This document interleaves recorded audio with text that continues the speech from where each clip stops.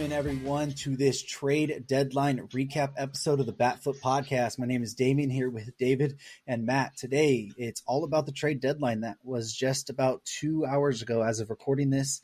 Since the last time we've talked to you, we've had about 40-plus trades happen.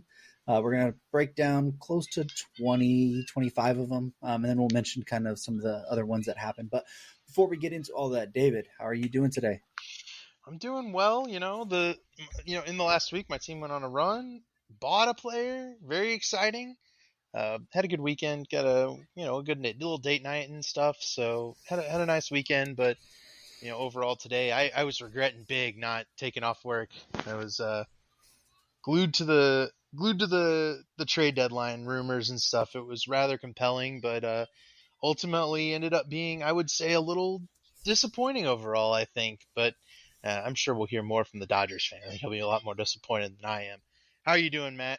Braves didn't really do anything this week. Yeah, I'm doing pretty good. The Braves, they didn't do a ton. It's kind of disappointing to me, but it was an interesting trade deadline in the way that nothing really happened. I mean, there were a few big trades, but we talked about this being like a huge seller's market. There were so few teams to sell. And it ended up being the case. But everything's been good this week. I went to the beach this past weekend, so that was interesting and not super relaxing trip, but it was good. And we'll get into it. How are you doing, Damien? Oh boy, Eduardo Rodriguez did not become a Dodger, so we'll get into that one a little bit. But the trade deadline was fun. It was eventful, but then at the same time, it wasn't. It was one of the more tepid deadlines we've seen. Even that us saying we saw 40-plus trades since the last week that we talked. But, we kind of got some action from teams that we didn't expect, i.e. like the Mets kind of sold off some more than we thought. And then teams like the Padres, the Cubs, were teams that kind of stand pat a little bit more. So it was a fun week. Fun day today, but overall was a little bit head scratching in some of the moves. But what do we say? We just go ahead and jump in, kind of chronological breakdown as they went. Yep. Last Wednesday was kind of when it started off. The Marlins and the Twins did a reliever swap. Jorge Lopez for Dylan Floro. Lopez was a reliever, got traded last deadline, has an extra year of control, not been great this year. Marlins betting on the upside there. Dylan Floro's been pretty decent this year, but he's a free agent at the end of the year. Twins just wanted to get a guy that's been better right now for their run. So that's one trade. We're not going to break this one down, but moving on to the next one, the Dodgers and the Guardians made an interesting trade. I believe it was last Wednesday as well. The Dodgers traded Noah Syndergaard to the Guardians while they acquired shortstop Ahmed Rosario. Yeah, this one was interesting to me in the way that both of these players have been terrible this year. Noah Syndergaard has a 6.68 ERA. He spent a lot of time on the IL. His velocity is down over 1.5 miles per hour again, which, this guy used to be that flame-throwing 100-mile-an-hour fastball guy. Now it's down to under 93 miles per hour on the average fastball, which is pretty bad. Not getting any strikeouts. He's really, really struggled. And then Ahmed Rosario has had a couple of decent years with Cleveland, but this year he's been horrible. An 88 WRC plus, just a 309 on base percentage, playing pretty bad defense at shortstop. So the one thing he does have is he has speed and he can hit lefties pretty well. So I think that maybe the Dodgers brought him in as a guy who at worst is a speed guy. I mean, he can run. He can pinch run if you need him to. And then, the Cleveland needs some pitching depth, and maybe they feel like they can figure something out with Syndergaard. I don't really know. They've had pretty good luck with pitchers in the past, but I just don't see Syndergaard factoring in too much. So, yeah, so Syndergaard in his first start with Cleveland yesterday threw 5 1/3 one-run ball against Houston, because of course he did. And then Ahmed Rosario is going to be most of his playing time against lefties. He has like an 830 OPS and batting like 300 against lefties. So he factors being there, shortstop, second, outfield. Let's move over to the next one, which was a really interesting trade when it happened because, we were talking this whole deadline. We thought Shohei Ohtani was going to move. Well, we got rumors last Wednesday night that, Shohei was going to be off the market and the Angels were going to try and buy. And about 30 minutes after that, we got a trade where the Angels acquired probably one of the top, starting pitchers on the market at the time of Lucas Giolito and Reynaldo Lopez as a reliever, and sent back catcher Edgar Guerrero and left-handed pitcher Kai Bush back to the White Sox. So, David, what do you think about this one? I was surprised when Edgar Guerrero was put into this trade, right? And then especially with Kai Bush, I think they were the 2 and 3 prospects for the Angels per pipeline. And Edgar Guerrero is a 20-year-old catcher hitting in Double-A with like a 350 on base percentage, right? He's a big walk guy, still young, not much power, but a really, really good plate approach. And that's the type of thing that I think, I would have considered very, very valuable, right? I'm not sure why that he was gone in a rental trade, right? Like Reynaldo Lopez and Lucas Giolito are both going to be free agents at the end of the season. What is refreshing is that the Angels are going for it. They're adding around Shohei Ohtani. And while they're definitely mortgaging their farm system because these are probably their 2 best trade chips, they go out, they get their pitcher in Giolito. They probably could extend him. Giolito's been pretty mediocre this year, and he was downright bad last year after having 3 straight really strong seasons before that, where he had 5 wins above replacement in 2019, 2 wins above replacement in the shortened season in 2020, and then 4.1 wins above replacement in 2021. So that's kind of the upside you're getting with Lucas Giolito. The Angels definitely needed another starting pitcher. Giolito can anchor them. Reynaldo is going to be a solid, if not spectacular, reliever. But this trade's all about Giolito, and the prospects going back are pretty substantial, and it kind of set the tone for what we're going to see later, because I think a lot of the prospects that went later are based around this deal, where a couple of a top 100 prospect in Cuero and then maybe a top 150 prospect in Bush both go for a rental pitcher, and we're going to see that again, where big name prospects going for rental pitchers. Yeah, I want to add Edgar Cuero is a guy that I think he reminds me a little bit of Keibert Ruiz, as a guy who's a fringe defensive catcher. Like there's a chance he ends up being able to stick, and he's okay, but he's not great. And then he's a great plate discipline guy without a lot of power. So that might be, I think, having him as like a top 50 prospect. I think some people I think the Angels might be valuing him a little bit different from that in this trade. And Kai Bush has been really, really rough in the minor leagues this year. So, we'll see what happens with it. I think Giolito isn't as good as maybe his reputation because of the way he pitched for a few years there. But you never know. Get a guy out of the White Sox organization right now. It might help him improve. So we'll see. It's good to see the Angels going for it, though. Yeah, it is. So another trade we had happen was the Brewers acquired first baseman Carlos Santana from the Pirates for shortstop Johnny Severino. Brewers first base production has been downright awful this year. Rowdy Tellez has not been good. So they get a rental bat there who's proven to be a good clubhouse guy and can hit for a decent amount of power, and Pirates get a prospect for their future. But the next trade that we had happen was the Marlins and the Mets. Marlins acquire closing pitcher David Robertson from the Mets for infield prospect Marco Vargas and catcher Ronald Hernandez. So, Matt, what do you think about this one? This is an interesting trade.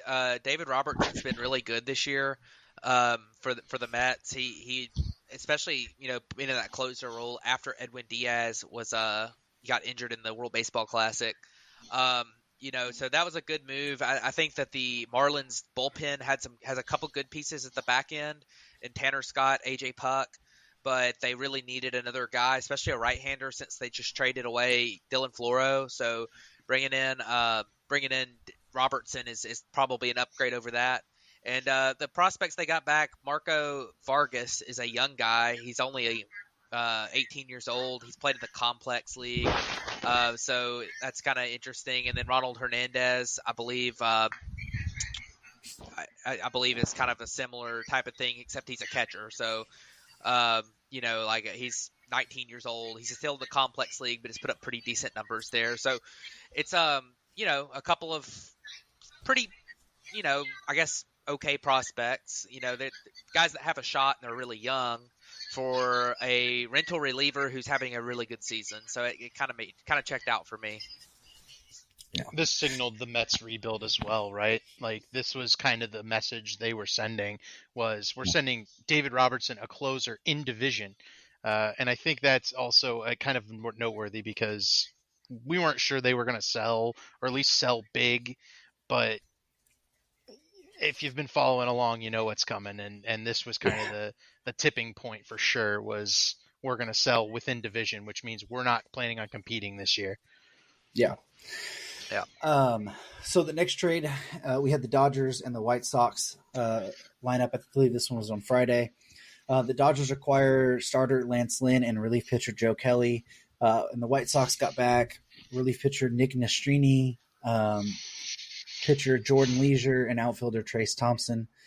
I guess I'll talk more about the prospects real quick since I probably know more about him. Nastrini is going to be like a number 4 or 5 starter. It's got a really good fastball, slider, curveball. Struggles with command a lot. Almost about 5 walks per 9, but he strikes out a ton of people. Was just really blocked in the Dodger system. At the end of the day, they were trading from depth here. Jordan Leisure is a guy who is most likely going to be like a powerful bullpen arm. Potential closer. Big time fastball, nasty slider. Also another guy who kind of struggles with command at times. 6'3", 215. Sometimes his mechanics can get out of whack. So another guy where, you don't mind trading a bullpen arm at the end of the day. And then Trace Thompson, Dodgers acquired him last year to be a bat for them, and he went absolutely insane. 268, 364, hit 13 homers and like 240 at-bats. Really came into this year supposed to be against lefties, their guy, and just really struggled. Has been out for, I think, 2 months with like a strained oblique now, and he's getting traded back to a place where he once played. I think he started his career there, actually. Mm-hmm. And then getting Lance Lynn, rotation arm, they needed starters, and he was certainly a starter. You're hoping that you can bounce back, fix him a little bit. He has a 6.47 ERA. It's his worst ERA of his career, but he has his highest strikeouts per 9 this year. An xFIP of 401, so not as bad as the ERA says, but good guy, innings eater. That will help in that rotation. And then bringing Joe Kelly back, relief pitcher, nasty stuff. He'll be in a high leverage situation, struggles with walks, but is electric when he's on. Wouldn't shock me if Lance Lynn goes and has a really good second half here with the Dodgers, make some adjustments. That wouldn't shock me. Yeah, and he's signed I think next Lance year. Lynn. Yeah, he's got a club option. Yeah. Yep. Yeah. So I think Lance Lynn is a guy that I think it's hard to say because he's getting hit so hard this year, but he's still striking guys out, so we'll see what happens. It's definitely a buy low. And Joe Kelly, I want to mention, he's got like a 310 xFIP, which is the best of his career, and a 327 FIP, a 327 expected ERA, even though he has like a 5 ERA. So that could be a pickup that is a lot better than it looks. His velocity is also up 3 miles per hour this year. So definitely interesting to see Joe Kelly in that move. Yeah. So the next trade that we had happen was the Astros and White Sox, and the Astros reacquired relief pitcher Kendall Graveman, and the White Sox acquired another catcher, this time in Corey Lee. So David, what do you think about this one? So this is going to start a trend, right? We saw Trace Thompson go back to his old team with the White Sox. A lot of guys going back to their old team in this deadline. Joe Kelly. We also went back to an old team in the Dodgers. Corey Lee has lost a lot of the shine that had him as a top 100 prospect before this season.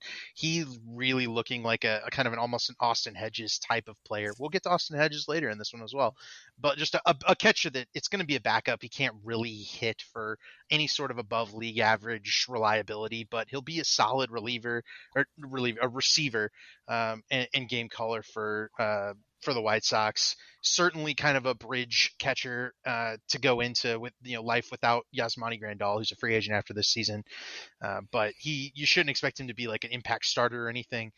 Kendall Graven's going back to a situation where he was in several playoff runs with the Astros, and he'll slot in nicely in the 8th inning for them in front of Ryan Presley. So Graveman's been solid this year, if not really all that impactful, but ultimately, I mean, this is a pretty reasonable swap. Values there, right? Post hype prospect for impact but older reliever on an expiring deal. Actually, no, he's got a year more of control after this. He'll be with the Astros again next year as well. So Graveman, he's been a little wild this year, but I think this will be a fine move, and he'll get back to how he was in Houston in 2021. Yeah, I really don't like this move at all from the Astros. I thought Graveman really hasn't been good at all this year. He's got a 3.40 ERA, which isn't terrible, but he's got a 4.83 FIP. His strikeouts are down by a pretty good bit, and his walks are up a pretty good bit. He's actually been worth negative WAR this year, and he signed through next year for $8 million, which isn't too bad if he was still pitching pretty well. But I mean, his trend has been down the last couple of years too, and I think that giving up on Corey Lee, I don't hate moving Corey Lee for the Astros. He is definitely he's gotten passed up by another guy in their organization at catcher. That's is a rookie this year, so I think that he's definitely not going to be part of their long-term plans. But I mean, and like you say, he could end up being on Austin Hedges, Jeff Mathis, one of those types of guys. But he, giving up on, just it seems like they didn't really get anything for him. So I don't know. So let's go ahead and jump over to the next one, which was one of our first kind of big blockbusters of the deadline, and that was the Rangers and the Mets coming to an agreement on the Rangers acquiring Max Scherzer and cash, which Max Scherzer opted into his contract for next season, and they're acquiring $35 million from the New York Mets for prospect Luis Angel Acuna. With the Robertson move we talked about earlier, that was kind of the sign of them selling. This was really the first big sign that they were really kind of resetting for this year. So, Matt, I know we've all talked a lot about this one in our group chat, but what do you think about this deal? Well, I hate it because I'm a Braves fan and I don't like the Mets, and this was a great deal for the Mets. Max Scherzer really hasn't been that good this year. He's got a 4.01 ERA. His expected numbers say that that's probably about accurate. His velocity's down a tiny bit, but the spin rates haven't been great. He's giving up a ton of home runs, and he's 38 years old, and he's owed a lot of money. And I know that the Mets paid a decent portion of that contract, but I mean, Texas is still going to have to pay a lot of money for a guy who's 38 and really hasn't been that great. And then they give up a top 100 prospect for him. Like, you're probably getting a close to free agent market contract with Scherzer right now, and you are, and you gave up a top 50 prospect for him. Like, I don't understand. I know the Rangers are trying to be aggressive. They want to win now, which is great. But I mean, it seems like they're making this move off a reputation of Scherzer's being a future Hall of Famer more so than how good he is right now. So I don't like this move very much from the Rangers. We'll see what happens.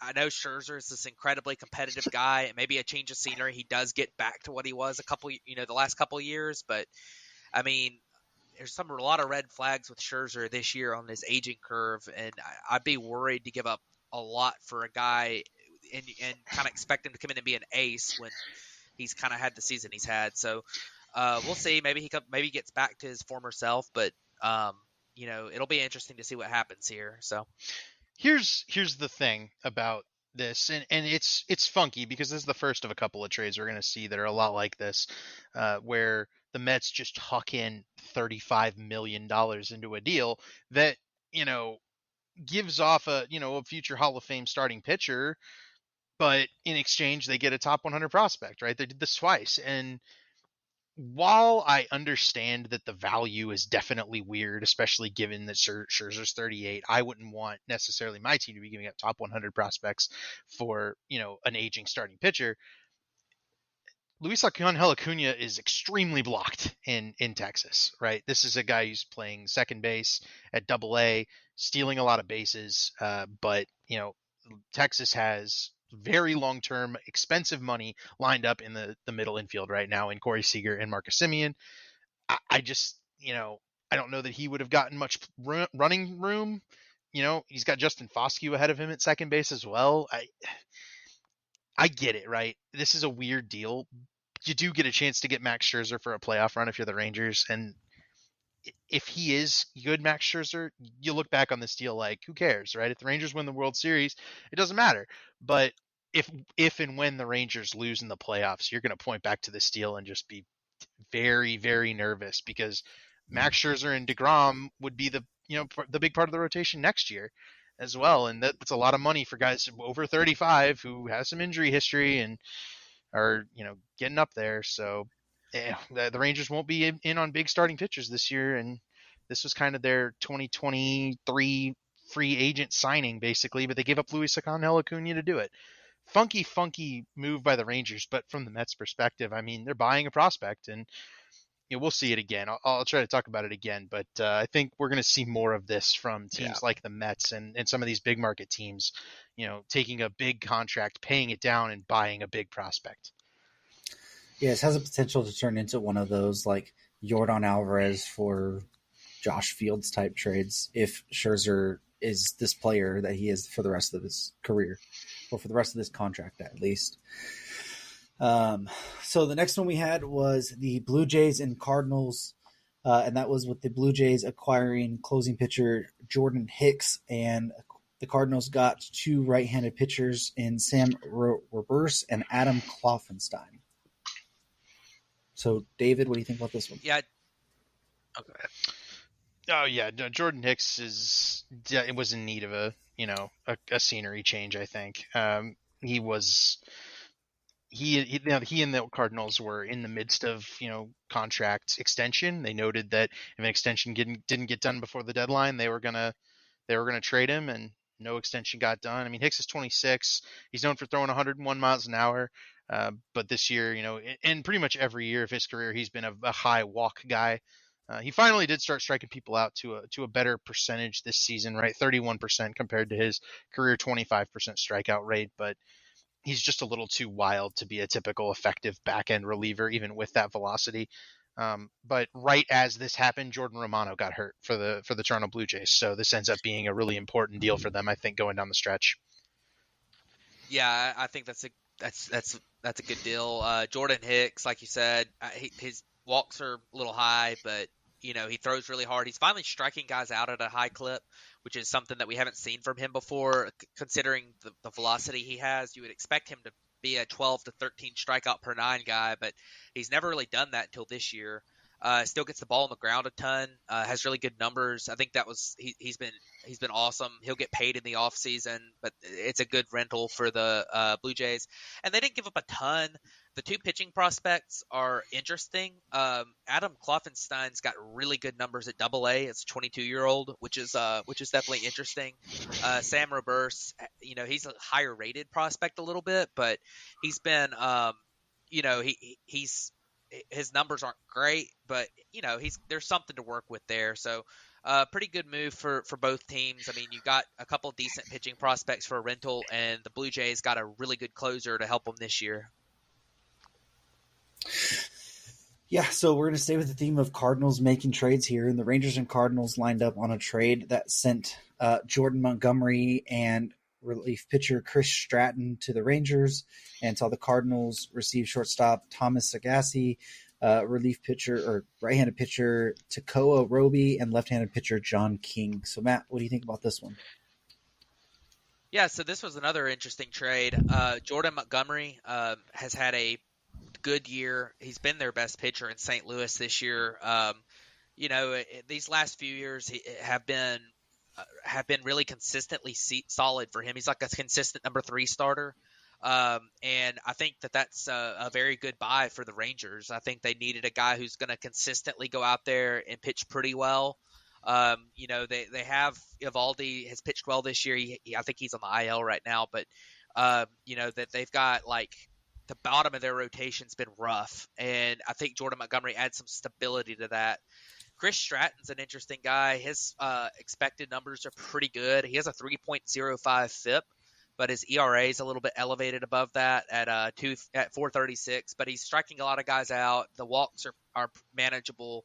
I think he's a pretty good relief depth piece for them.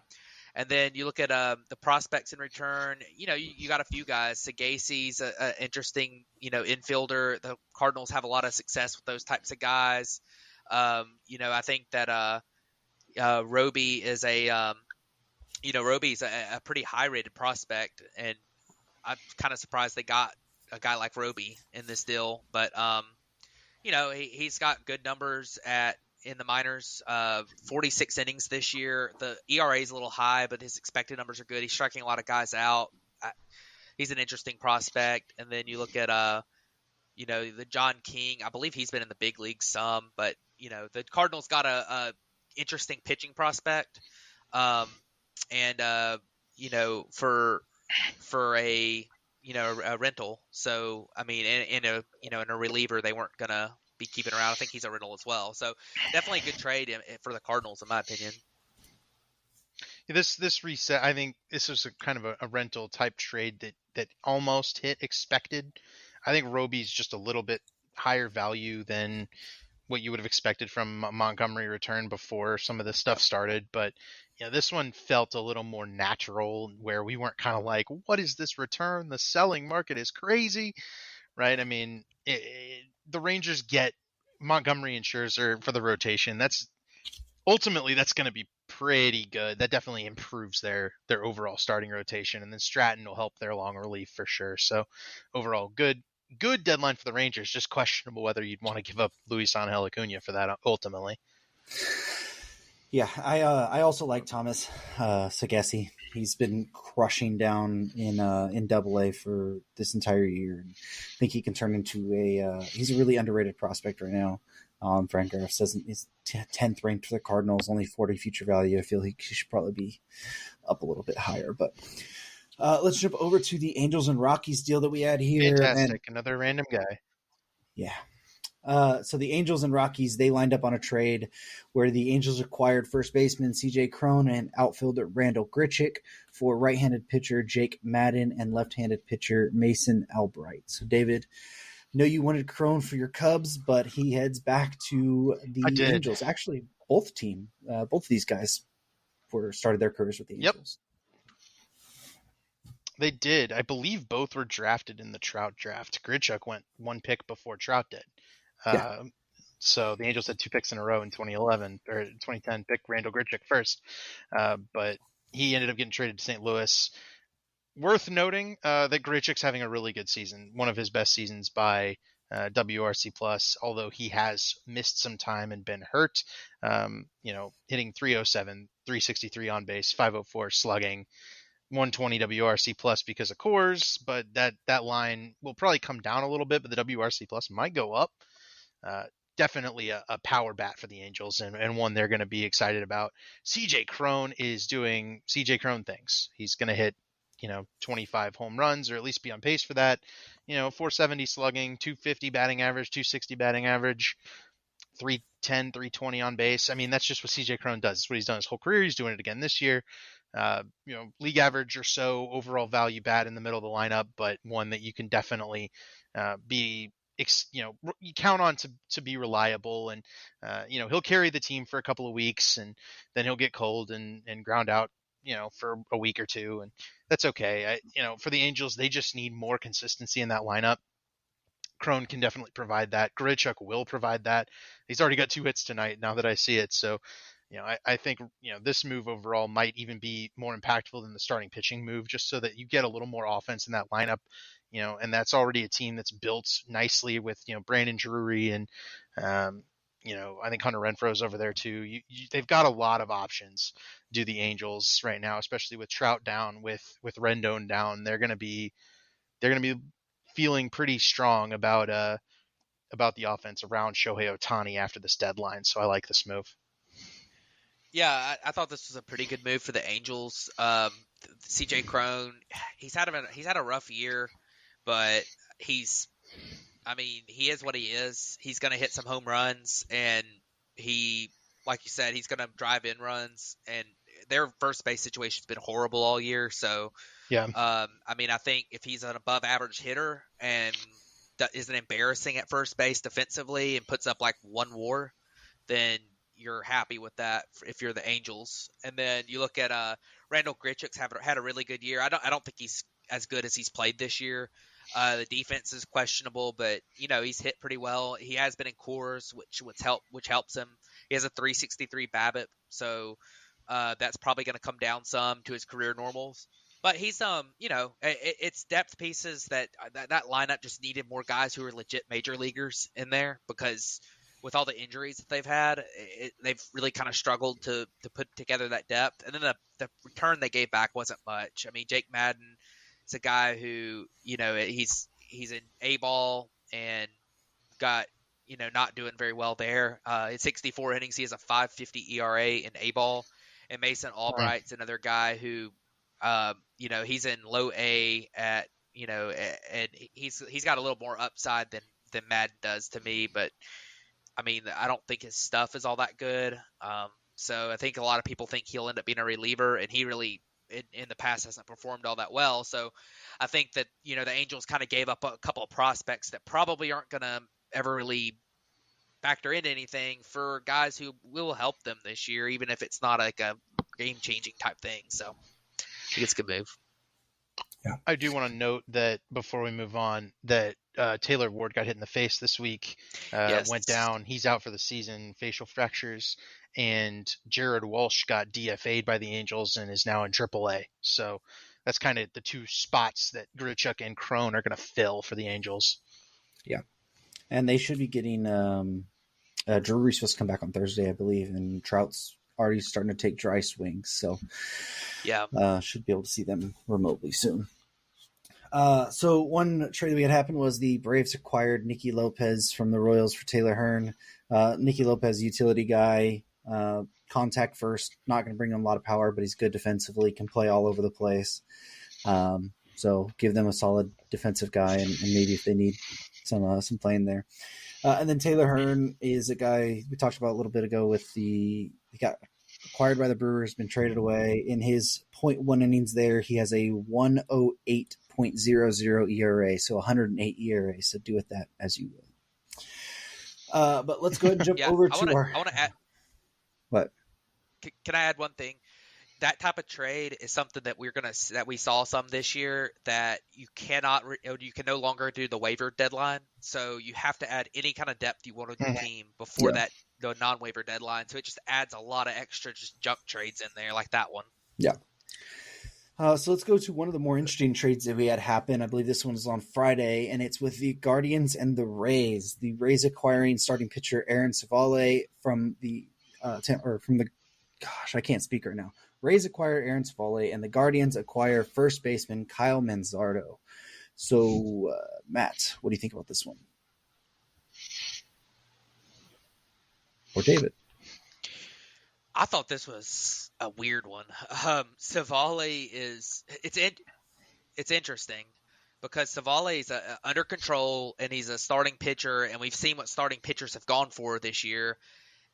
But his numbers are just weird. Like he doesn't strike guys out, but he did last year. And like even though last year he did have some injury issues, and he has this year too to a certain level. But his ERA is at a 2.34. I mean, he's had a great, results this year, but the expected numbers are pretty rough compared to that. And I mean, it's hard for me. I think he's got a couple years of control, and Kyle Manzardo is a very good first base prospect. He has struggled a little bit at AAA this year, but part of that's BABIP driven. He's in his minor league career, he's been at a 340 to 350 BABIP, but he has, but this year it's at 270. So I think that he's a guy that, Cleveland really, really needed some bump in their lineup, some better hitters. I don't think Manzardo's a fantastic power guy, but he could develop into that. And, the Rays have had so many injuries in their rotation. They got a guy in there, and I mean, with the way the Rays are, you just never know. He'll probably end up being fantastic for them because that's what they do. So, but we'll see. It's an interesting one for sure. I do not like this move for the Rays, which means it's a great move. That's Yeah, kind of how I feel, right? That's exactly what I feel. Like Aaron Savale is a fly ball pitcher, right? And he's got a low ERA this season, but his FIP matches his expected ERA, which matches his career ERA, which is like 3.67. His current ERA is like 2.45 or something like that, right? So, or maybe 2.85. Either way, he's got a really low ERA right now, and it's it feels like it's the Rays, so they didn't just buy Aaron Savale because they're like, oh, this 2.34 ERA is definitely indicative of who he is, right? They know they can do something with Aaron Savale. I don't know what it is. I think we'll find out. Savale is a controlled starting pitcher, right? He's going to be a free agent at 2026, so he's got like 3 more years. Manzardo's blocked. Yandy Diaz, playing first base for them. Luke Raley's at first base. They've got some more, corner infield first base type prospects. Caminero, Isaac, right? I mean, those guys are all going to need places to play. Manzardo was somewhat expendable. I would say this is probably an overpay, but the Savale value was always weird because do you value him as a 2.34 ERA guy or do you value him as a fly ball guy who's going to regress back to his career norms? The Rays clearly have a plan for him, so I'll be anticipating the Aaron Savale Rays breakout that I'm sure we'll see. Yeah, one thing I forgot to mention, I was reading that his curveball by that Stuff Plus metric is one of the tops best in the big leagues, and the Rays have had a lot of success with curveball pitchers. I mean, you look at what they did with Charlie Morton, you look at Tyler Glass now, they've had a lot of success with that in the past, so that's probably what they're looking for. So if we want to just bring a full circle moment real quick, Kyle Manzardo was blocked at first base by Yandy Diaz, who the Rays acquired from the Guardians or Jordan Luplow. So real full circle moment right there. So this basically came down to Kyle Manzardo for Yandy Diaz. That's what I'm gonna look at it as.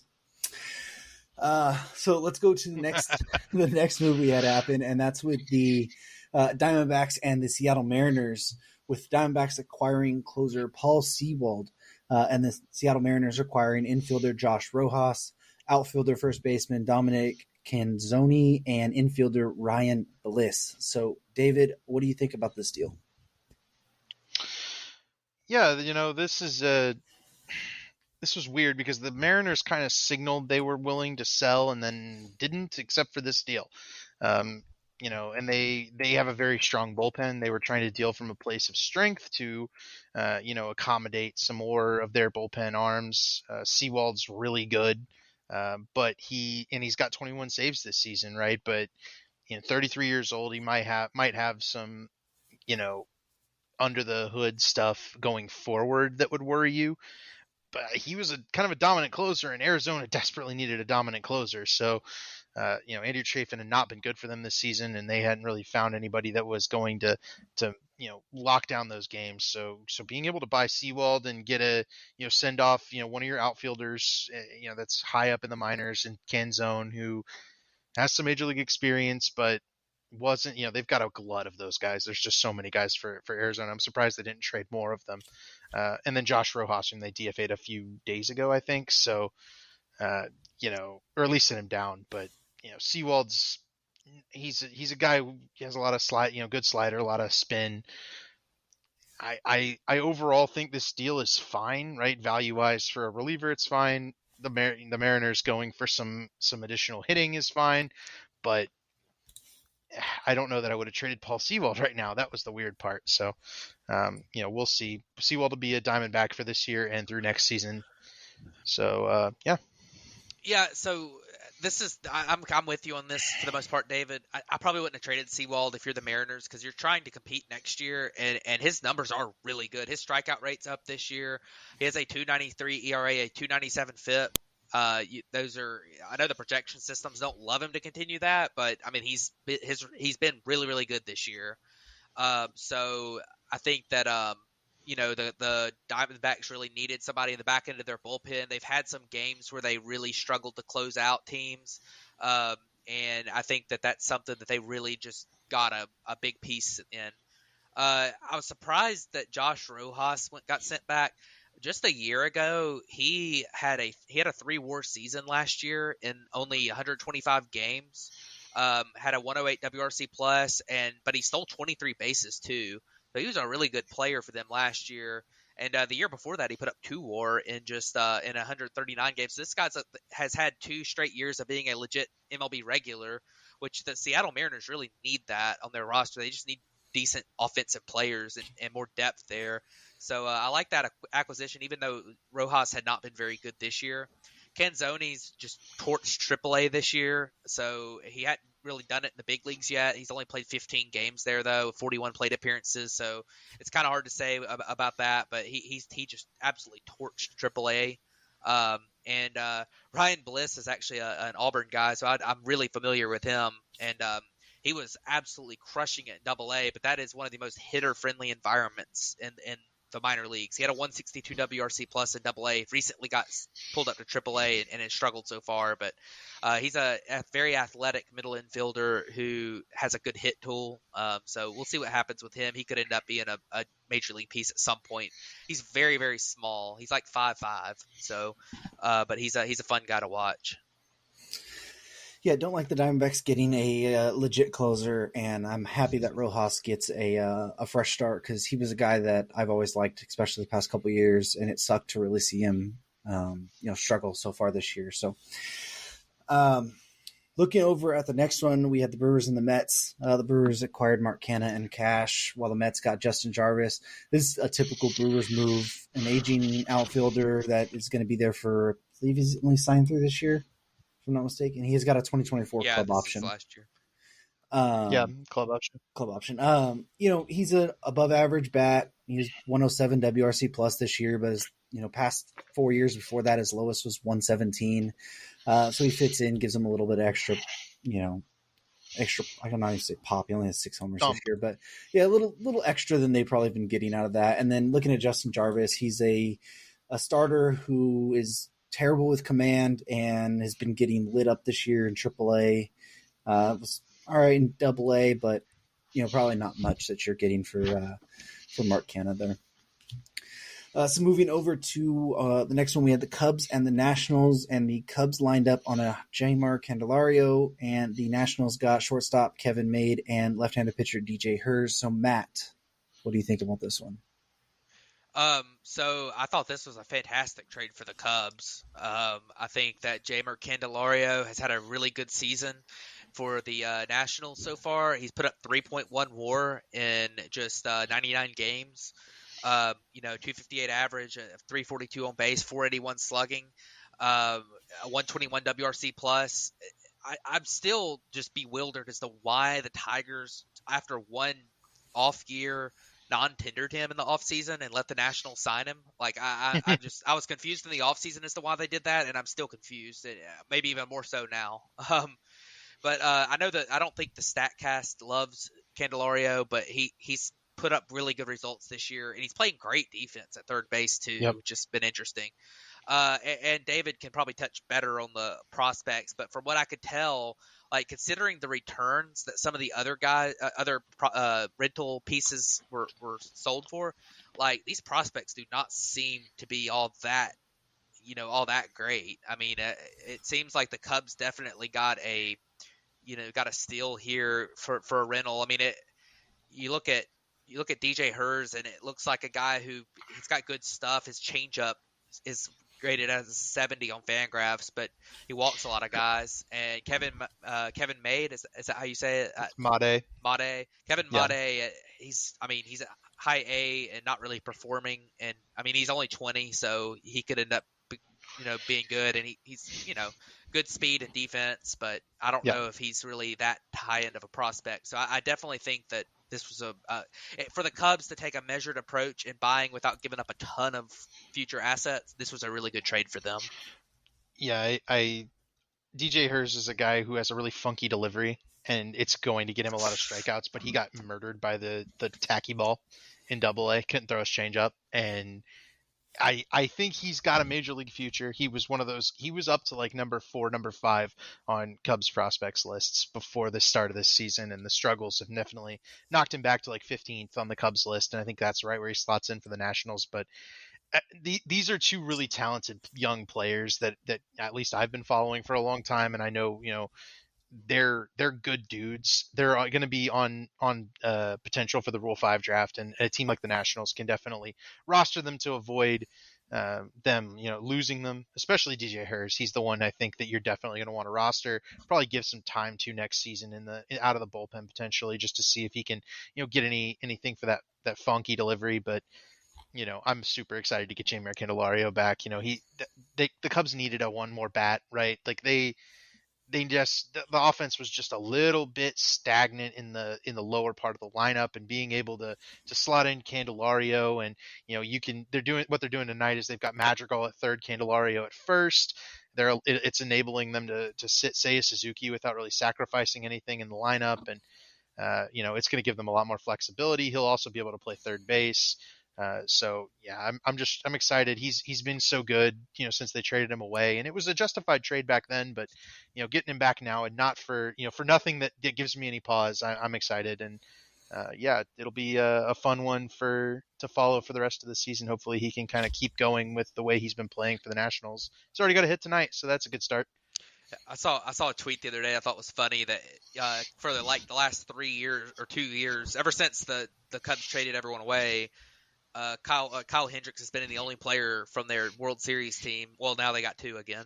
Yep, second one. He's back. Yeah, so the next few trades I'll just run through real quick. The Cubs and the Royals got to a trade for Jose Cuas for Nelson Velasquez. Cuas is a relief pitcher, kind of sidearm. Not been great this year, but he's controllable. I think he has 2 more years of options available. He's 29 years old. A lot of strikeouts, but gives up some walks there. Traded Nelson Velasquez, outfielder who in minimal playing time has been all right at the major league level, a little under league average, but one of those that had fallen out of order the last couple of years at AAA. And then looking at the next one was Giants and Mariners. Mariners got a player to be named later. Giants got AJ Pollock and utility guy Mark Mathis. Pollock has not been good the last couple of years, but notoriously has hit lefties pretty well, and has been pretty good in the playoffs. So hoping that they can bounce back there. And then Mathis is, like we were talking about earlier with the Nicky Lopez deal. It's kind of a depth trade for if something happens. They got somebody in there. The Reds acquired left-handed reliever Sam Moll from the A's for right-handed pitcher Joe Boyle. Really nothing there, just a relief pitcher for a low-level prospect. Jace Peterson was acquired from the A's to the Arizona Diamondbacks for Chad Patrick. Jace Peterson's having a, not a really solid year, but is another kind of depth piece utility guy for Arizona. Played third, second, left field, DH. They just let Josh Rojas go. Kind of helps fill that void there. It got another year of control. A's got another, pitcher prospect that they maybe are able to turn into something. Braves and the Rockies. Braves got left-handed pitcher Brad Hand for Alec Barger. Hand has been not great in his years in Colorado, kind of really fallen off the past couple years in general. Been really good against lefties, just don't pitch him against a righty. And then Alec Barger's another prospect. You're not going to get much out of these guys when you're trading for relievers with only a year or so of control. But anything you guys want to say on any of those trades real quick? Not too much. I mean, sometimes you get a reliever with a change of scenery, like Brad Hand or Sam Moll coming from the A's. Like Brad Hand's case, pitching in Coors this year probably hurt him. He had pretty decent numbers for someone pitching in Coors. Like Sam Moll pitching for the A's, there's just got to be something about pitching for that team right now that maybe he ends up improving on his numbers just a little bit. So definitely interesting. I don't think any of these move the needle too much though. Yeah. Worth noting that the Cubs did make a trade there. Velasquez was blocked. We'll always remember the go-ahead grand slam to complete a 7-0 comeback earlier this season. They weren't using him. So I completely understand moving on, and hopefully he does well with the Royals. Yeah. So now let's go to the worst trade of this trade deadline, and that's the Padres and the Pirates. The Padres acquiring Golly. Dodgers legend Dick Mountain and G-Man Choi, and the Pirates. And Cubs legend.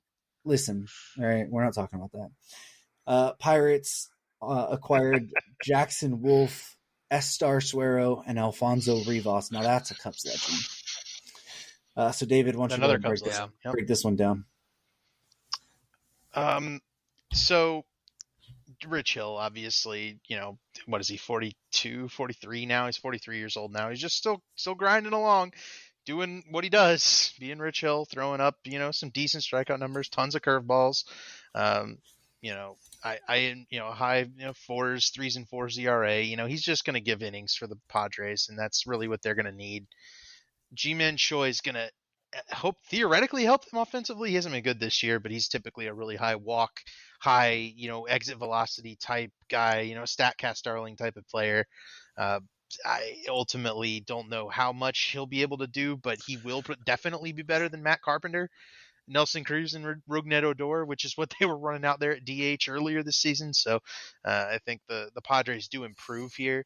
The big question is whether or not they give up anything of value, and Estuar Suero is the real maybe something here, right? But he's 17. You don't really know what he's going to be, but I could see if we go back in a few years and look back at this deadline and say who was the best player that got traded at this deadline.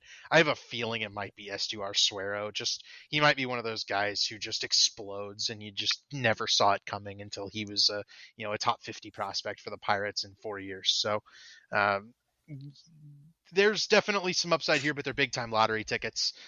Rivas isn't, but he'll probably get some run in the second half here. And, he's kind of a quad A guy. I don't foresee that being anything. So I don't know anything about Jackson Wolf, but Suero did catch my eye earlier today. We were talking about him. I think he's maybe the most interesting piece of this deal. Yeah, I really don't like this trade from the Padres. I think that, Rich Hill is 43 years old, and it's fun to watch him pitch. He sounds like a really good clubhouse guy. He's a low-key, like a super big-time immaculate grid guy at this point. He's pitched pretty much everywhere. But he is, his numbers he's a 4.76 ERA. The expected numbers back that up. I mean, he's okay. Like, he's a 5-starter, if that. Like, he's still got the curveballs he throws up there that annoy everybody, but he's a good pitcher. G-Man Choi, I mean, he's had a really bad year. His BABIP is a career low by a lot, so that probably has something to do with it, but he's striking out a ton. He's only played 23 games. He's spent a lot of time injured. I mean, he's been decent in the past. I mean, a slightly above average hitter for most of his career. I could see him coming back to being a slightly above average hitter, but I mean, for the Padres team, this doesn't really move the needle for me. Like, I know that the situation at DH has been really, really bad, but I mean, I don't really think Rich Hill improves your rotation too much. And G-Man Choi, I don't think really, I mean, it's better than Matt Carpenter, I guess, but I mean, you gave up 3 guys. I mean, Jackson Wolf has pretty good numbers at Double-A and has some interesting stuff to him. And then Estuar Suero, I mean, he's a 60 power, 60 speed guy that, I mean, is really, really young. I mean, that, I don't know if you want to give away that type of guy in a season that's, going to be lost, most likely for the Padres, just in case. I mean, he's 6'5", 180, and is a switch hitter that has 60 speed, 60 power. Does that remind you of anybody? I mean, like. Well, it's far-fetched to say It is, but I'm just saying, like, that's the type of player that, and Damian mentioned earlier about that the Jordan for Fields trade a long time. Yeah, this is the type of trade. This is the type of trade that ends up being the Fernando Tatis for James Shields trade. Like, and I just don't understand this. Giving a guy like that up in this. I mean, if you give up an Alfonso Rivas and Jackson Wolf, okay, but I don't understand it. But either way, we'll see what happens. I think it'll be it's going to be interesting to see if the Padres are able to rebound in the second half. It's worth noting that the Padres window is like the next 3 or 4 years, right? Like that they could. I don't think the Padres care. No, they don't. Like this guy's going to be, if he's good, it'll be 5-6 years from now. And that doesn't help the Padres, right? But do you want to use your chips now on G-Man, Choi, and Rich Hill, or do you want to save up your chips and use them maybe next year, this offseason, if Suero has a really good rest of the season, maybe he starts entering some prospect lists. Ultimately, it's fine, right? I think G-Man Choi does help their DH situation. I think he will be better than his stat line this season, but yeah, using maybe a toolsy 17-year-old to acquire Rich Hill, it's a little bit questionable, I think, from the Padres. Oh, it's questionable for the Pirates why they would give him up. Just saying. So the next one we had was the Blue Jays and the Cardinals. Blue Jays acquired shortstop Paul DeYoung for relief pitcher Matt Swanson. Blue Jays got a little bit of a scare yesterday with Bo Bichette. Rounding first base, tried to stop, kind of started holding his knee.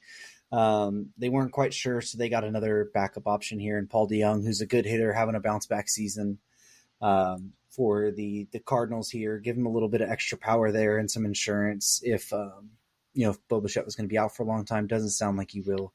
And then Matt Swanson is a 24-year-old who's been at A-ball and high A, has some good numbers, good strikeout numbers, but never really progressed past high A so far. I did see the Cardinals were going to put him at double A, so we'll look and see that one for later. But let's get on to the next big trade, and probably the biggest trade that we had happen at the deadline, and that was between the Mets and the Astros. We talked about Robertson and Max Scherzer being the sell-off. Well, the sell-off was completed, the big-time deals at least, with the Mets sending Justin Verlander back to the Houston Astros, and the Mets are acquiring Drew Gilbert and Ryan Clifford and sending a whole bunch of money along with Verlander too. I know I said it earlier, but I didn't write it down, so you guys can go find that if you want to.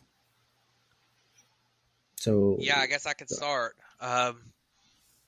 This trade to me was I have no clue why the Astros made this trade.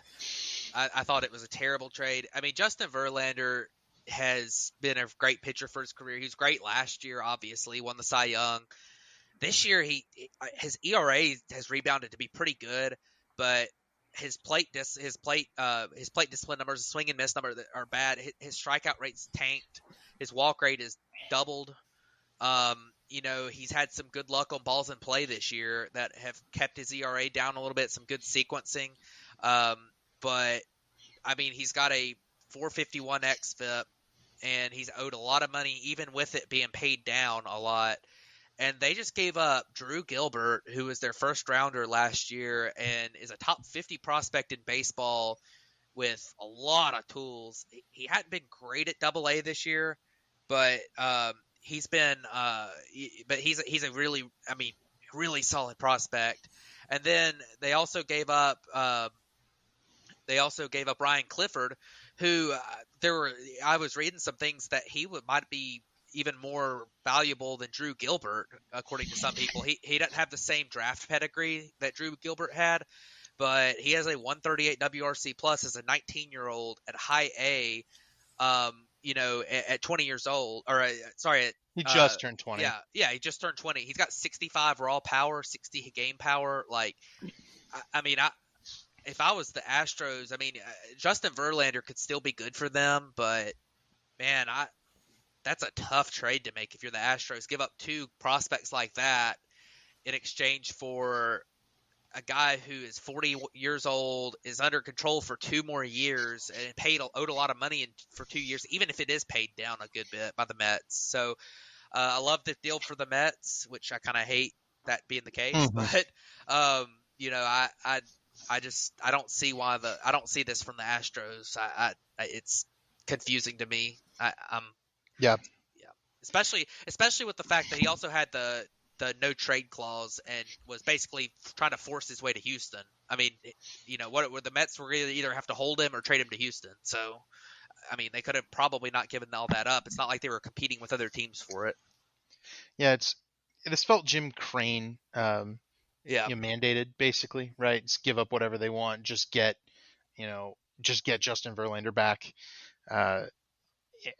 It's one of those things where it's almost like the Mets the Astros signed Justin Verlander at the cost of a standard what we would have expected Justin Verlander to sign for type of deal, right? Like 2 years, 30 million or something like that, and then also dropped off two of their top five prospects at the Mets front door in exchange for it.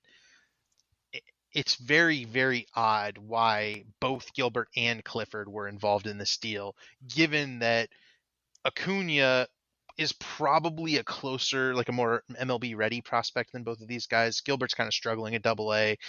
Clifford's not at Double A yet. These guys are a little bit further away, but both of them, that's what really bugs me, is why are both in this deal. I think Clifford was, and Bob Nightingale tweeted the deal as Drew Gilbert in a minor leaguer or something like that, and then it's Clifford is the minor leaguer. He's got 16 home runs at Single A right now. He's sporting like a 900 OPS. Like, that's not just any minor leaguer, right? Like that's a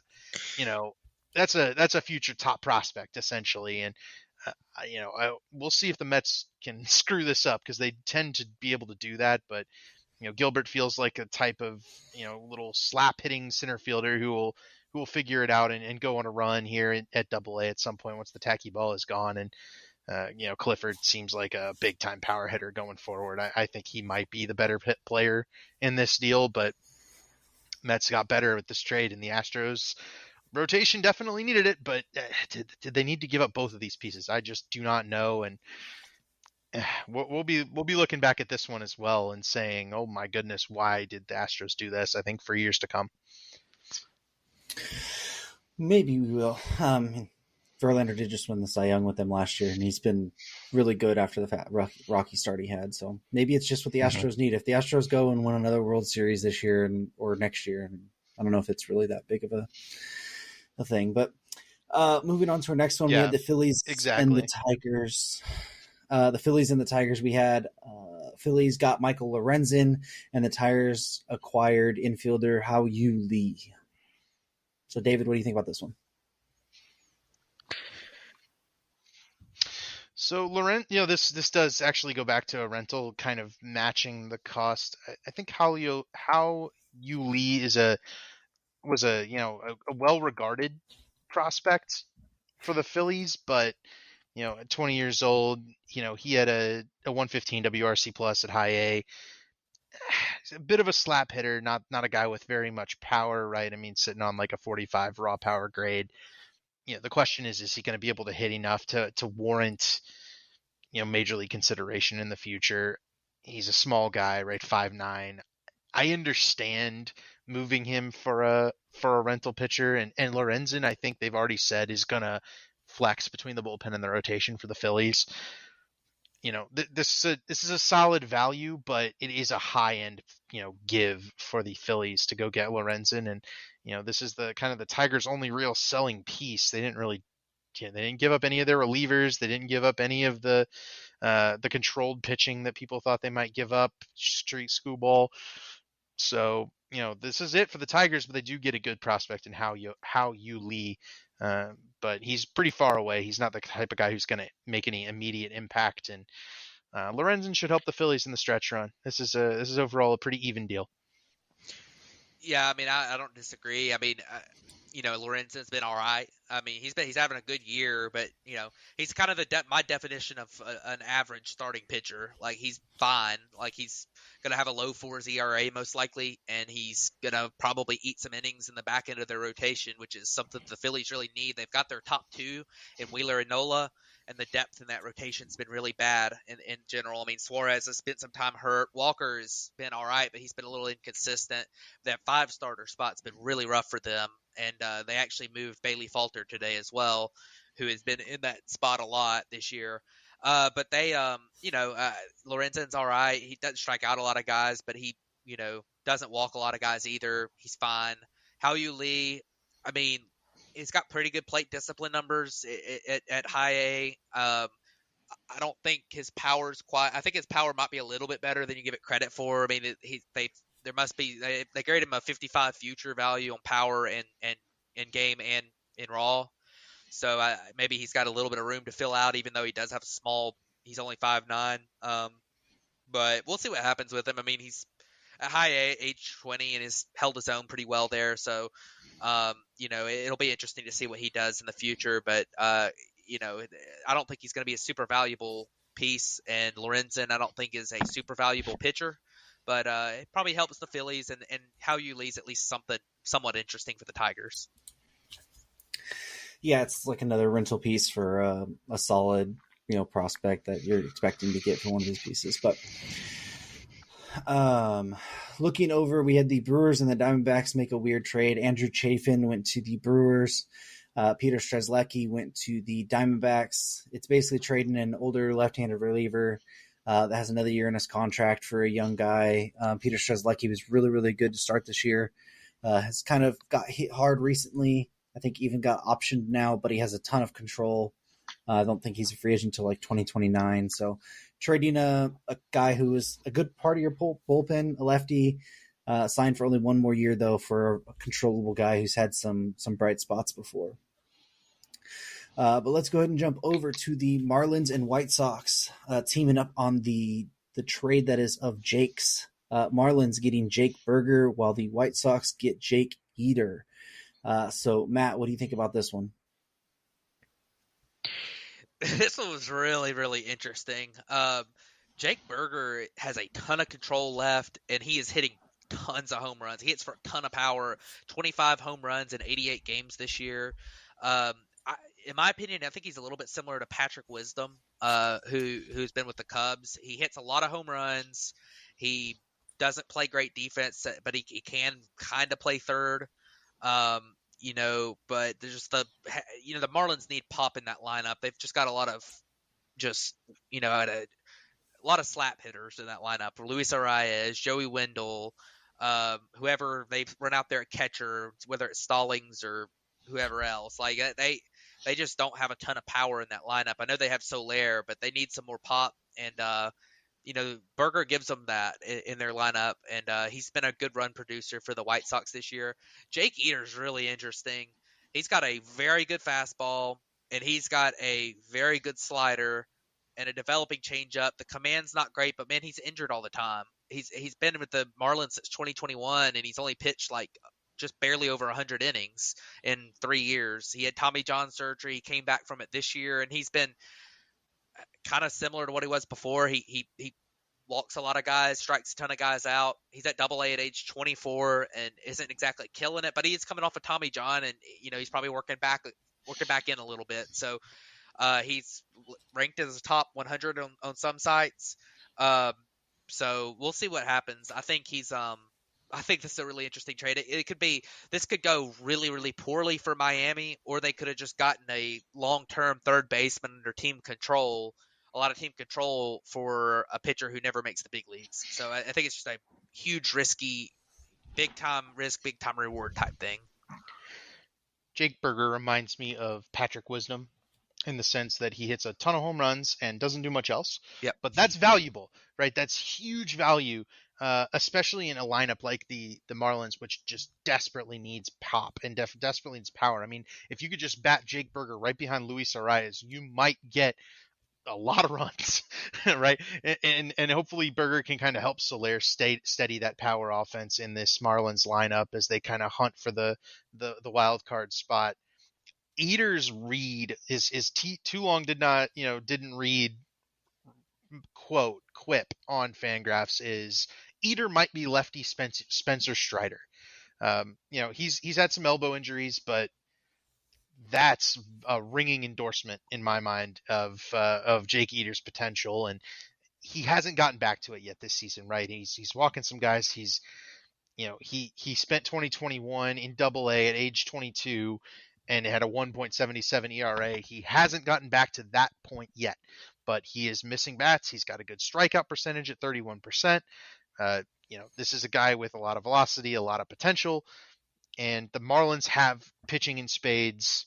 I like, moving him. Was Berger the right guy to move him for? I don't know, but there really weren't that many options, right? And then you kind of look and go, why didn't they trade him for Candelario, right? Like, that's kind of where I'm at. But Berger's got more control than Candelario, so maybe that's why. But Berger's just so much more volatile, right? He's going to have games where he's over 4 with 4 strikeouts a lot of the time, and that might get annoying, but he's going to have those games where he hits a big mammoth home run in an important spot, and that's kind of what you're looking for with this trade if you're the Marlins. Yeah, I think the Marlins have just been looking for that extra guy to bring in some pop. I mean, they thought they were going to have that in Aisel Garcia. They brought in Jesus Aguilar. Like, they just haven't had that guy, and you're going to get that with Jake Berger now, who will really help lock down that third base spot too. Now, since you traded Gene Segura, which we'll talk about here in a little bit. But a couple moves we had happen were the Rangers and the Pirates. Rangers had lost their starting catcher Jonah Heim. Looks like it could be for the year. So they acquired Austin Hedges from the Pirates for international bonus pool money. Hedges, not a good hitter, but is a good defender. The Mets and the Diamondbacks. Diamondbacks acquired outfielder Tommy Pham from the Mets for prospect Jeremy Rodriguez. Pham is having a great season, a 127 WRC plus, hitting 270. It's strange that they acquired another outfielder there with the way their outfield's already so stacked, but a guy who hits lefties really well. And then Jeremy Rodriguez is a 17-year-old prospect, has been in the DSL this year, a 106 WRC plus. So looks like he's going to be more of a hit guy and field guy more than power, but it's for a rental and Tommy Pham as well. So let's jump over to the Orioles and the Cardinals. The Orioles acquire starting pitcher Jack Flaherty, while the Cardinals get Cesar Prieto, Drew Rom, and Zach Showalter. So, David, what do you think about this trade? So Jack Flaherty is the Orioles' big deadline acquisition. The Orioles don't give up any of the big name prospects, Kobe Mayo, Heston Kjerstad, Jordan Westberg, some of those other guys, for any controllable pitching. I think that might come back to bite them, but they can do that in the offseason. So, it's fine, right? This is the NL East leading Baltimore Orioles by a game and a half right now. They need pitching help. They really do, especially in the starting rotation. Flaherty as their pitching help is a little odd. I think he fits right in with their rotation and that he's kind of getting okay results, not really striking out that many batters. Got a little bit of a walk problem, but he's a 27-year-old with some really good form, seasons in the past, especially 2019 when he was a 5-WAR pitcher.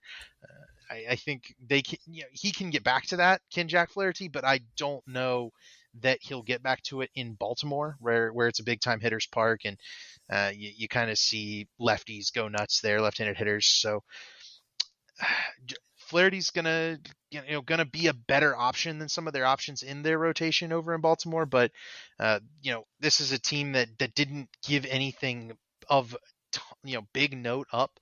They had a lot of prospects. Prieto is like their 15th or 20th ranked prospect.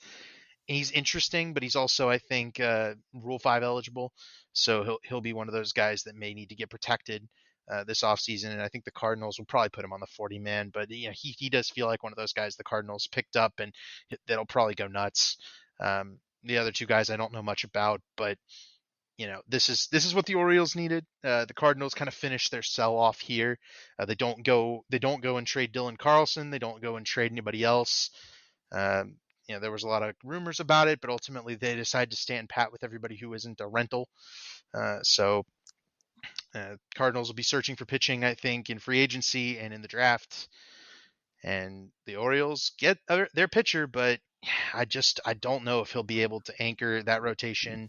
And they're going to be relying on like Flaherty, Tyler Wells, and Grayson maybe in the postseason, and that's going to be kind of scary. So Tyler Wells just got sent down. Yeah, it's going to be Kyle Bradish.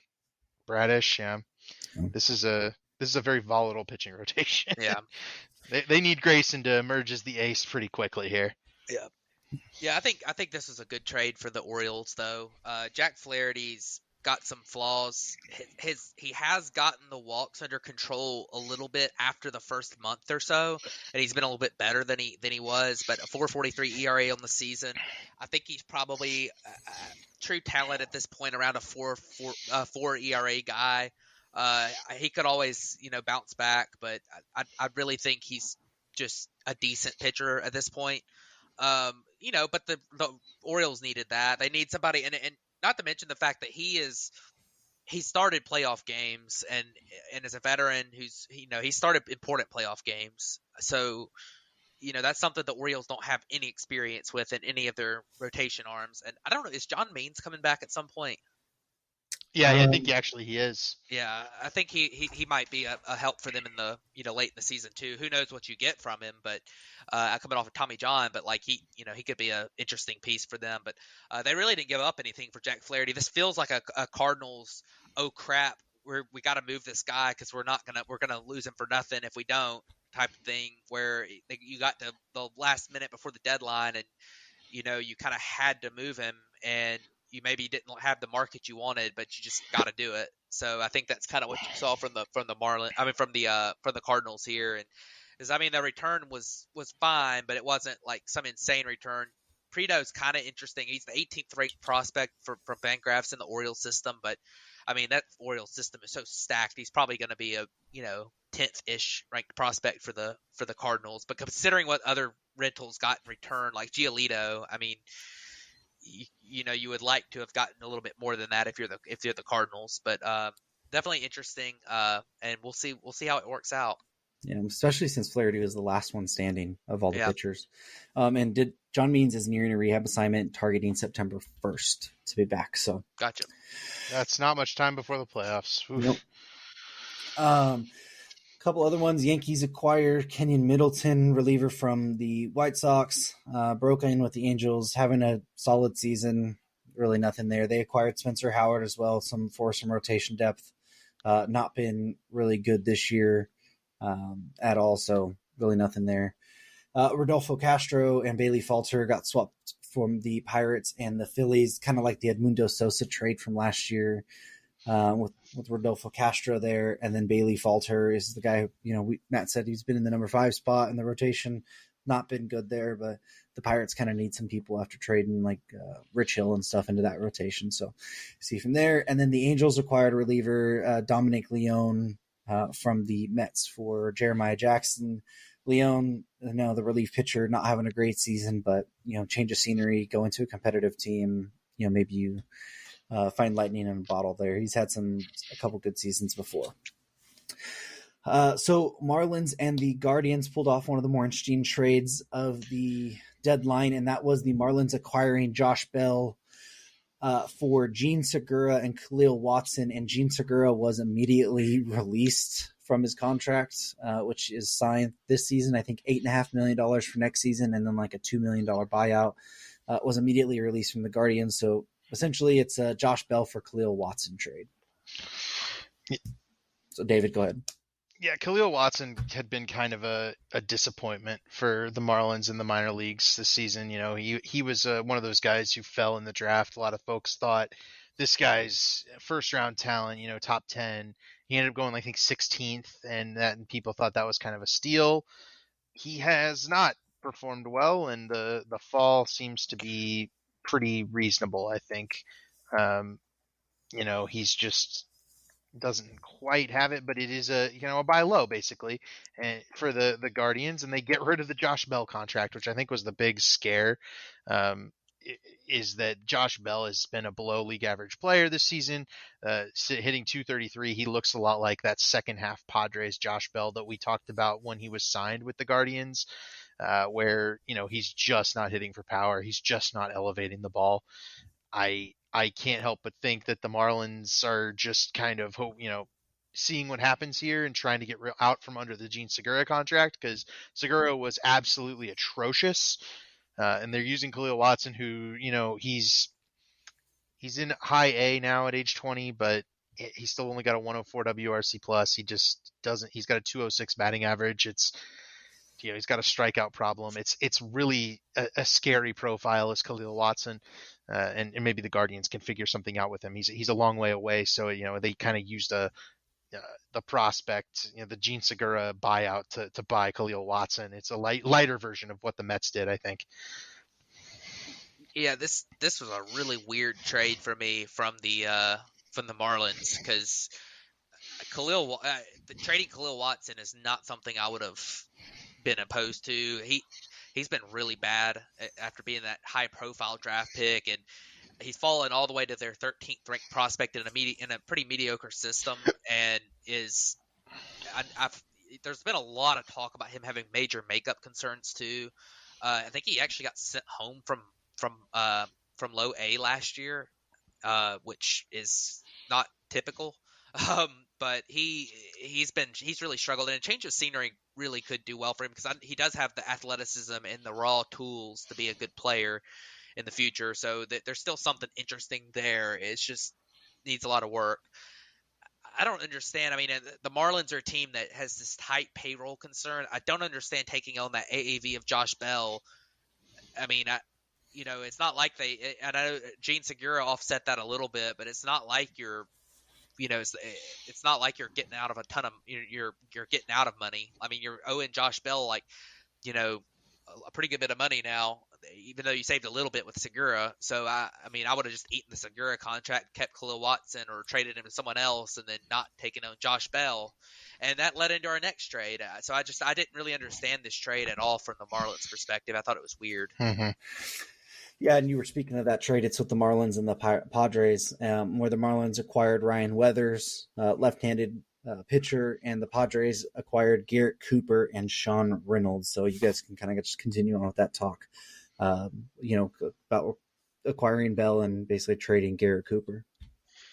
Yeah, so like that was the thing. You get Bell and you trade away Garrett Cooper, who's better than Bell, for a guy who is a not great. He's kind of a quadruple A arm. I mean, 44 innings in the majors this year for Weathers, has a 6.25 ERA, a 5.80 FIP. I mean, he hasn't been very good in Triple A either. He really hasn't performed at any level since 2021, where he was decent at Triple A. So he was a former top prospect for the Padres, but I just don't see too much there. I do think that there's some similarities in the way he pitches to what they've got in Braxton Garrett. So maybe they look at him as a guy they can fix. They've had some good success in the past fixing different pitchers. But this isn't a guy I would have bought. And Garrett Cooper, he's a fine player. He hadn't been great this year, but like in the past few years, he's been an above league average hitter by a pretty good bit. He's probably more of a DH type.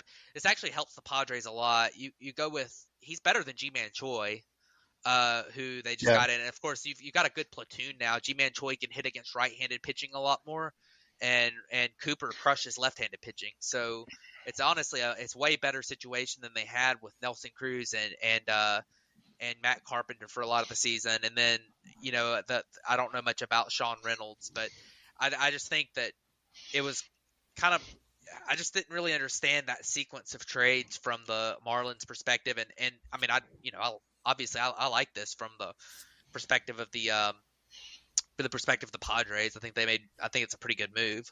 So Sean Reynolds looks like a two-way guy he's in two-way since 2021, but yeah, he's been pitching of late, 3.50 ERA in AAA as a 25-year-old. I am as confused as you about the overall shift for the Marlins here, right? They go from Garrett Cooper and Gene Segura and Khalil Watson to Josh Bell and Ryan Weathers. I didn't think Gene Segura was that horrific. We saw the Cubs jump out from under Trey Mancini this season. I'm kind of surprised the Marlins didn't just take that same route, right? Like, why didn't they just DFA? Cubs don't jump out from under Mancini, who's been a negative WAR player this year. One of the only players who's been worse than Mancini this year is Gene Segura. So him, and that's why the Guardians released him. There's no point in rostering a guy that's kind of lost the athleticism and the contact tool that made him a valuable player in years past. Yeah, I don't really understand this one from, the perspective of the Marlins, but from the Padres' perspective, good move, right? Yeah, gives you the platoon advantage over there with Cooper and Choi. I'm completely agree that this is going to be, kind of exactly what the Padres need for the stretch run. They went out and got a couple of guys to help them at DH, and we're going to get to their bullpen addition as well. I mean, the Padres added where they needed to. They're still pretty far out, but they're definitely not out of it yet, and they're not giving up on this team, even if it's underperformed thus far.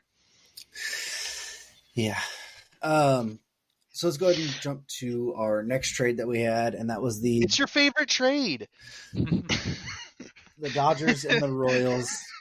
The Royals getting Devin Mann and Derlin Figueroa. Devin Mann is he's a first baseman prospect, hit quite a bit, but he's going to be Rule 5 eligible. Just wasn't going to have a place there.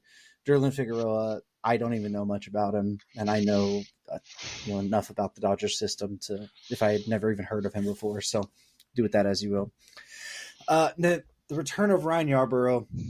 Now, this was brought up because of Eduardo Rodriguez from the Tigers. We've talked a lot about it before. The Dodgers and the Tigers had a deal worked out to send Eduardo Rodriguez to LA.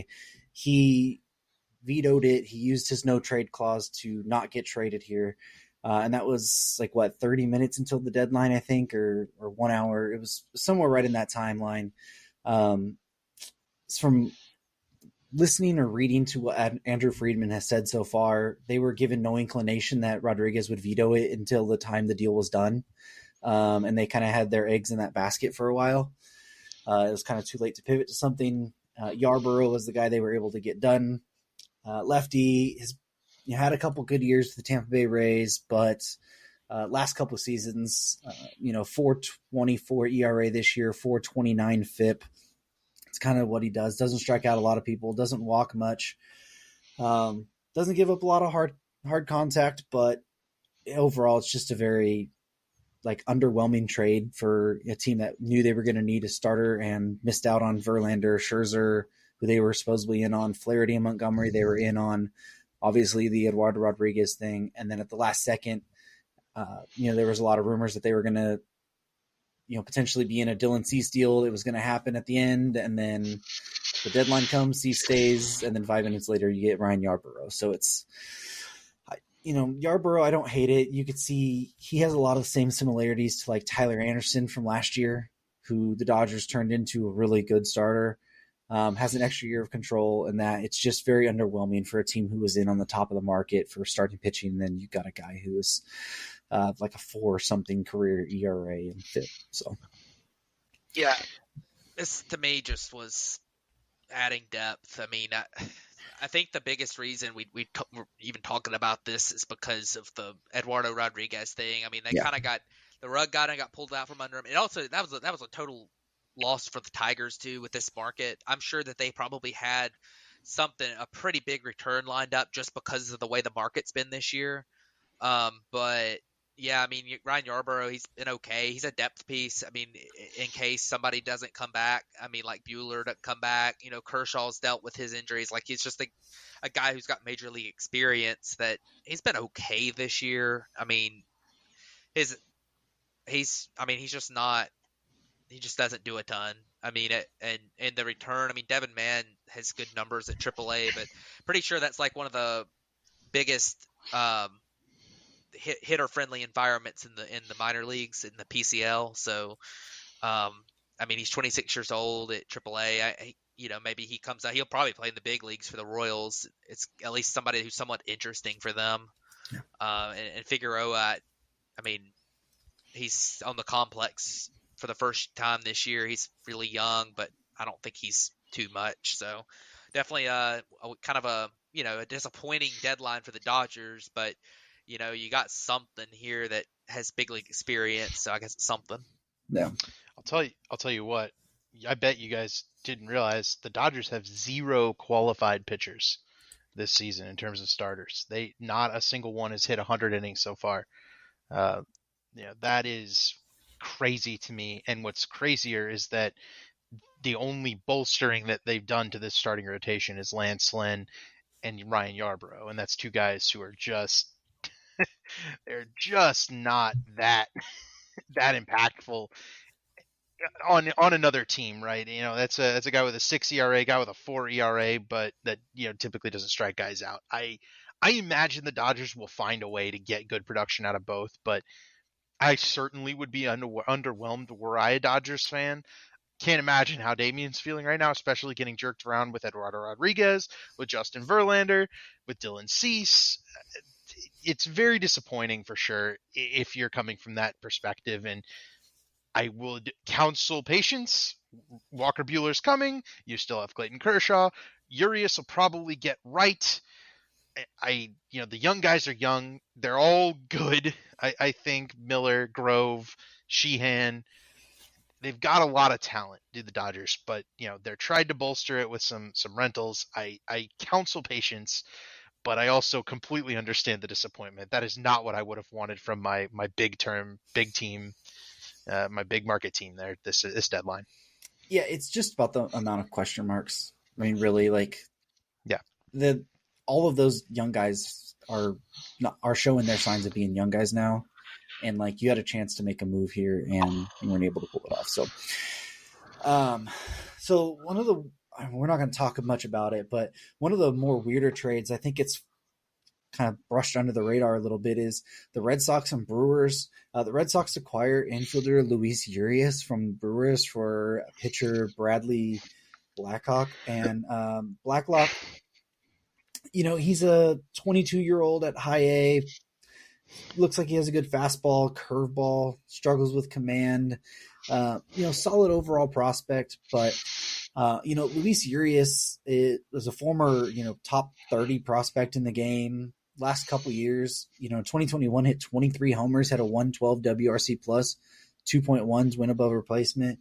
Last year, 16 homers, a 110 WRC plus, 2.3 WAR there.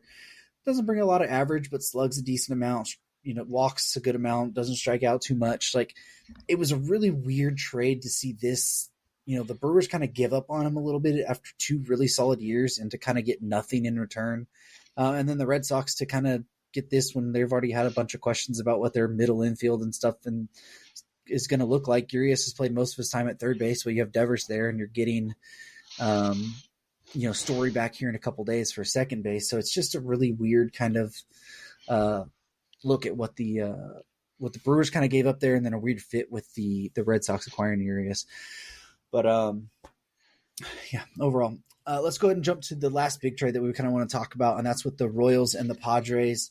The Padres acquiring Royals closing pitcher Scott Barlow for Henry Williams and Jesus Rios. So, Matt, what do you think about the Padres acquiring Barlow? Yeah, I thought that was kind of an interesting one.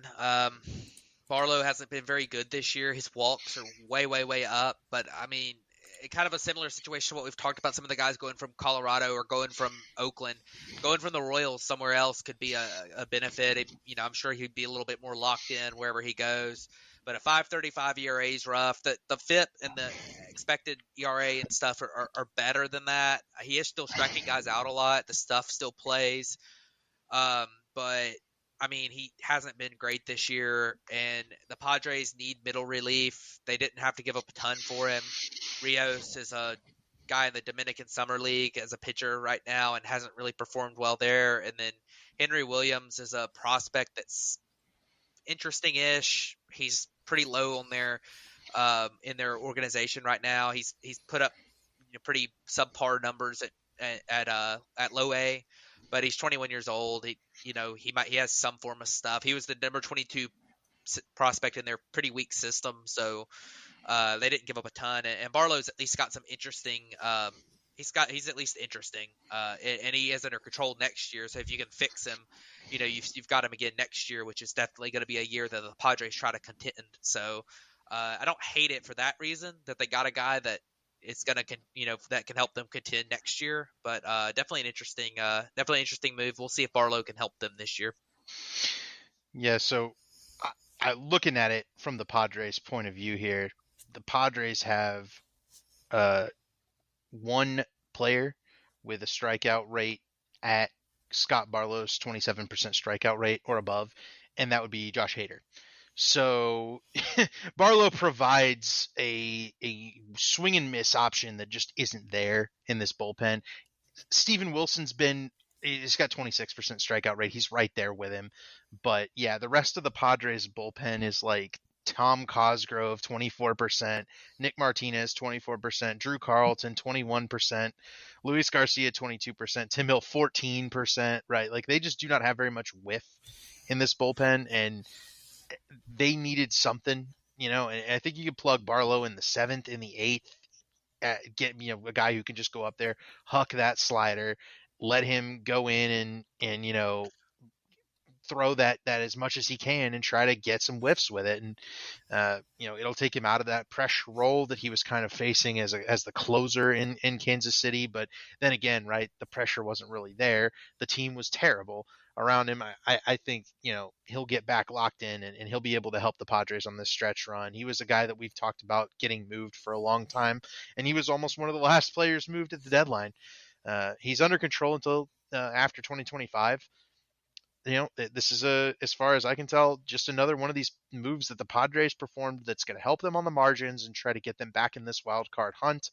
8.5 games behind the Dodgers. I don't think they're going to have any sort of chance at getting there, but they're only like 5.5 out of the wild card right now. I think they're going to have every opportunity to catch the Marlins, the Brewers, some of those teams. So I'd look out for the Padres going forward. Sorry, Damien. No. I mean, let's not forget that they just got Robert Suarez back too, who was a big-time reliever for them last year. They signed him to that big contract in the offseason. He's been out most of the year. I think he's pitched a total of 5 innings so far. He has a lot of swing and miss strikeout stuff as well, that high 100-mile-an-hour plus fastball. But yeah, no, I mean, we all expected the Padres to be good, to become coming into this season. Kind of looked like they were going to sell there for a while. They turned into a little bit of a buyer. But, if you would ask me a week ago, I would not have picked them to be the most active team in the NL West.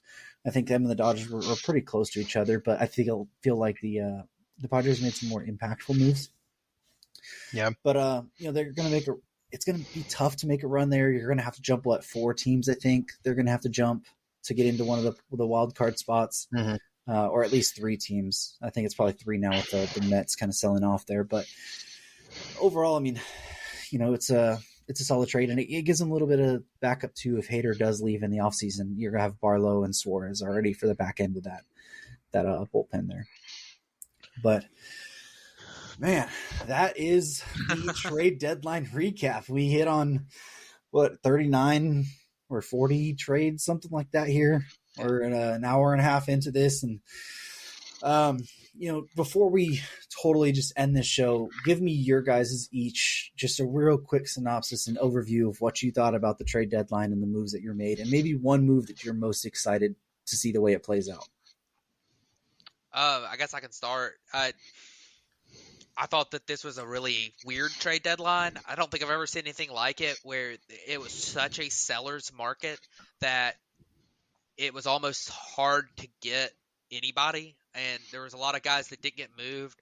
I thought that teams that are in first place and are considered favorites right now, with the exception of maybe the Rangers, just did, and maybe the Astros just did not add anything.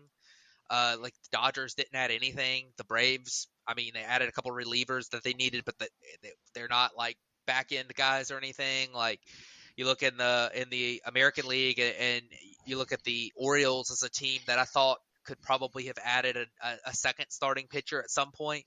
The Twins didn't add anything as a first place team, so it was just such a seller's market that and there was such little availability. And then you had the Eduardo Rodriguez thing where he ended up not getting moved at all. He was one of the 3 or 4 guys you were expecting to get moved. So I think winners and losers. I think the Tigers are a big loser in this deadline just because they had one of the top starting pitchers in the market, didn't move him.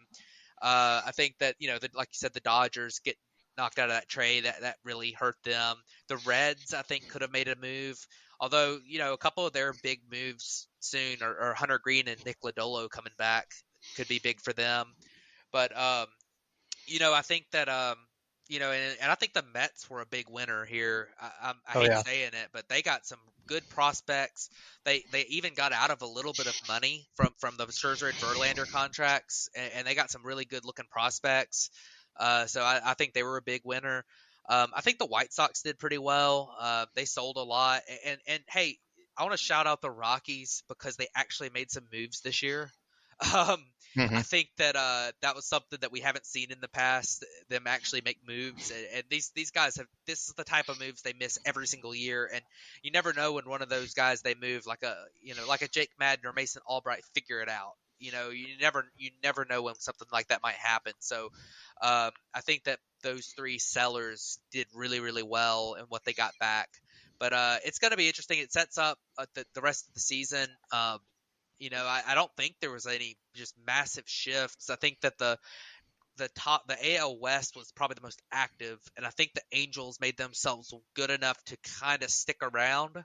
We'll see if they end up being able to get it done and get into the playoffs, but the Astros and Rangers are kind of in an arms race, and both made real similar types of moves. So we'll see what happens. It's going to be very interesting. I don't think it changes who the favorites are right now, but you never know when one of these pieces that got traded, the change of scenery just makes them hit big time. So definitely an interesting trade deadline, even though it was not a ton of big moves made. It was interesting to see it go down, and it'll be leading to the second half. It's going to be fun. I think Matt nailed the winners and losers, so I won't provide the same names.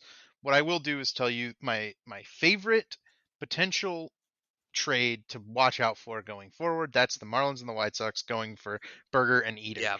I think that one has the potential to be the biggest win-win on both sides, where both of those guys are really good. My runner-up on this one, and the one I think will be the most overall impactful trade in the future, is the Manzardo for Savale deal. If Savale gets raised up and becomes the Rays starting pitcher that everybody kind of thinks he will be, and Manzardo goes and just cements himself as the Guardians' first baseman, that one might be a league, like a gravity shift in the league, where the Rays kind of, they might lose Glass now in the future, right, to free agency, and they've got a lot of injuries and a lot of instability, but all of a sudden if Savale comes in there and kind of transforms into an ace, and the Guardians finally get a big hitter at first base that can kind of fill the shoes of the guys that they've kind of lost, like Francisco Lindor, that could be huge, I think, for both the AL Central and AL East. So those are my two trades. Also really excited about Jeimer Candelario being home with the Cubs. That one's exciting. Well, I'm excited about Ryan Yarbrough. I'm just kidding. It's going to be interesting. Obviously, Homer here, the Lance Lynn, how that one, if he's going to be able to turn into the guy we've seen, prior. But the team that I really want to see how it works out for is the Texas Rangers.